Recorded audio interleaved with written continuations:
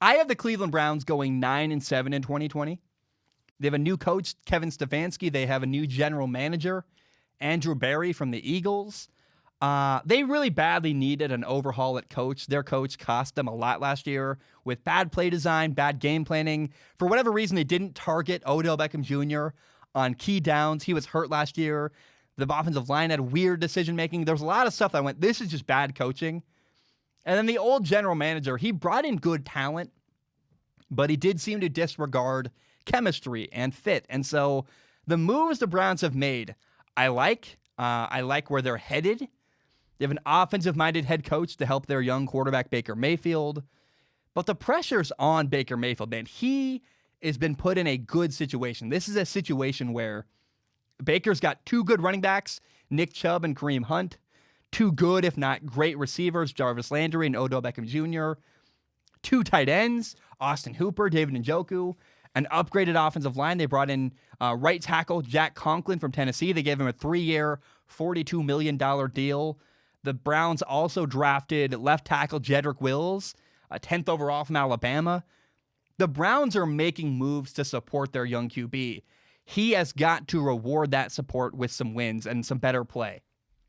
There's not a single move this offseason that the Browns made that I don't like. I like everything they did. In fact, they even brought in a really solid backup QB, Case Keenum, in case something happens to Baker Mayfield or if he plays bad and they got to bench him for whatever reason, then Case can come in and play well enough to win games. I like what the Browns are doing.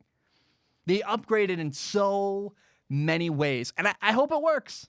I'm very skeptical of the Browns because every year it feels like, oh, they made a bunch of changes, and is this the year? And I'm going to be reserved in my support of the Browns because I'm like, we'll see if it works out, but I hope it works out.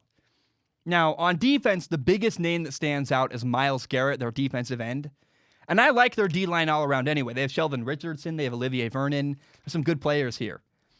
And then you look at, they got a really good situation at corner. They have Denzel Ward, who was the 2018 fourth overall pick behind, who was drafted? Sam Darnold, Saquon Barkley, Baker Mayfield, then Denzel Ward. No one talks about him. He's a really good corner. He's paired up with second-year corner Greedy Williams, who I really like. The Browns' biggest question mark is at linebacker. How can they stop the run? Myles Garrett can get after the quarterback. They've got some good pass defenders at corner. How will the Browns play at linebacker? I think they're going to give up a couple games where teams run the ball really well against them because of their lack of talent and depth at linebacker. But I got to say, it feels like they're building something. I don't trust Cleveland at all, but I like the moves they're making. Although, again, I've been saying that for years, so that's why I'm very skeptical of Cleveland. I have them going 9-7. I expect them to run the ball a lot, and there's no excuse. Baker Mayfield had better play well. It's the time that Baker Mayfield needs to step up. He's got a good head coach. He's got great players around him, an improved offensive line.